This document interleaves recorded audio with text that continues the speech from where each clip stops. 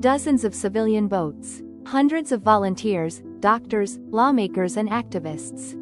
A single mission: to carry food, medicine and a message of solidarity to Gaza. This is the Global Sumud Flotilla, one of the largest coordinated civilian maritime efforts in recent years. Today we'll tell you what it is, who joined, the dangers the participants faced at sea, and why Pakistan's role has become a central thread in this story. First, a word. Sumud, an Arabic word meaning steadfastness or perseverance. For many activists, Sumud is a moral stance, not an act of aggression, but a determination to stand with civilians who suffer.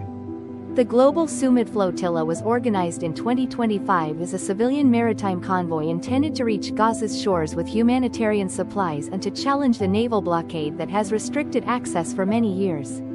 The flotilla was not a single boat, but a coalition, dozens of vessels that left from multiple ports between late August and early September 2025. Convoys departed from Genoa, Barcelona and later from Tunis and Catania, gathering volunteers, aid and cross-country solidarity on the way.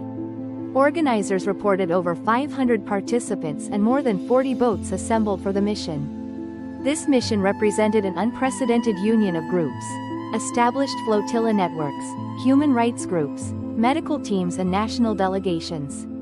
Organizers included regional groups such as Maghreb Sumud and international coalitions under labels like the Freedom Flotilla Coalition and the Global Movement to Gaza. Participants ranged from grassroots volunteers to former parliamentarians and high-profile activists from multiple countries. This was intentionally international. Delegations were planned or present from Europe, the Middle East, Asia and beyond. Some countries supplied boats directly, others contributed activists or diplomatic backing. As the flotilla moved east across the Mediterranean, the mission encountered escalating risks. In early September 2025, GSF reported that one of the main convoy vessels was struck by a drone in Tunisian waters and briefly caught fire. The incident drew immediate attention. Organizers accused a state actor, while local authorities sometimes issued conflicting statements. The flotilla responded with increased vigilance.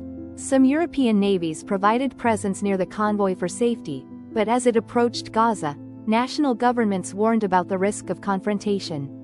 One of the flotilla's strategic strengths was transparency. Organizers used live cameras, open data tracking and social channels so the world could follow events in near real time. That technology meant that when boats were boarded or cameras went dark, millions watched and tracked every update. In late September and early October, the mission reached its most dangerous phase.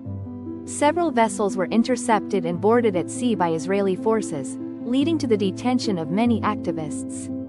Organizers described these actions as illegal interception in international waters. Authorities argued enforcement of a naval blockade. The events sparked instant global headlines and diplomatic statements. Tracking tools recorded cameras going offline during some boardings, a chilling visual for many supporters who had been watching live. Let's name some of the countries and what their participation looked like. The Global Sumud Flotilla included vessels or delegations from Spain, Italy, Tunisia, Turkey, Malaysia including a Nusantara Asian Flotilla, Brazil, Sweden, and Pakistan, among many others. Some nations sent boats, some sent activists, and many showed diplomatic or civil society support. Some countries faced internal debate. Political leaders warned of the risks. Civil society groups supported the mission, and parliaments or religious leaders sometimes intervened with statements. Pakistan's presence in the flotilla was both symbolic and active. Pakistani volunteers, including civil society leaders and former lawmakers, joined the convoy as part of a broader show of solidarity. Pakistan's civil society, student groups and political figures posted strong support. Some Pakistanis sailed aboard the flotilla's boats to help deliver medical aid and bear witness to the mission. During the interception phase, media reports and advocacy groups said that former Pakistani Senator Mushtaq Ahmad Khan, leading the Pakistani delegation, was detained after one of the boats was boarded. Pakistani news outlets and advocacy groups highlighted the detention, and Pakistan's Foreign Office issued statements demanding access and the safe return of detained citizens.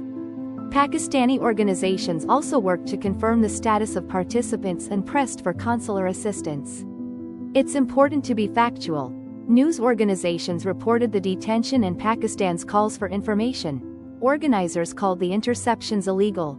Authorities cited enforcement of a blockade. The legal, diplomatic and human angles all became active at once. To understand the arguments, we must look briefly at international law.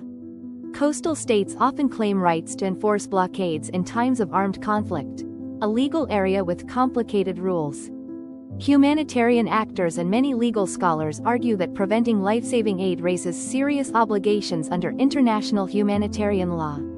The flotilla organizers framed their mission as humanitarian and civilian. Opponents framed it as a security challenge. These debates are not academic. They shape whether aid reaches civilians, who is allowed access, and how states respond to attempts to breach naval controls. Beyond headlines are human stories. Doctors, nurses and volunteers who kept lists of medicines, who packed medical kits, and who boarded small boats to deliver them.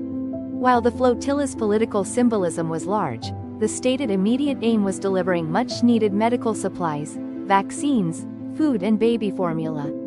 If footage is available from participant testimonies, non-graphic, short-clipped quotes or text overlays can humanize the narrative. We came to help families, to bring medicine to children. The interception triggered a wave of diplomatic and civil reactions. Governments issued statements. Some condemned the interceptions and called for humanitarian access. Some warned activists about risks. International NGOs, faith groups and student organizations held vigils and protests. Social media amplified live clips and calls for accountability. Many commentators asked an urgent question: does this moment create new pressure for safe humanitarian corridors? Or does it harden positions and make access more contested? In practical terms, the flotilla achieved what it promised in one key sense: attention. It focused global eyes, cameras, parliaments and city squares on Gaza's humanitarian needs. Whether that translates into long-term access and sustained relief depends on diplomatic negotiations, shipping corridors, and political will. For Pakistan, the mission reinforced civil society solidarity and raised questions about state responses: how aggressively to pursue consular help, how to balance diplomatic channels, and how to support citizens detained abroad. If you follow a story like this, be careful. Early reports can be fragmented. Rely on reputable outlets, check official consular statements, and prefer primary sources when available. The situation at sea changes quickly. Fact-checking and patience matter. If you feel moved by the story, here are constructive actions.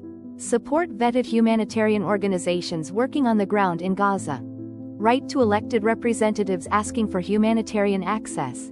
Share verified factual updates, not rumors, and support diplomatic channels that prioritize civilian protection. The Global Sumud Flotilla is a reminder that ordinary people across nations can come together for a shared moral cause. It is also a reminder that humanitarian action at sea involves legal, security, and human challenges. Pakistan's delegation added a clear national dimension: citizens who risked detention to stand in solidarity. Whatever your view of the politics, the human cost at the center of this story calls for urgent care, clarity, and compassion. If you found this explainer useful, like, share, and subscribe to Hustle Hope.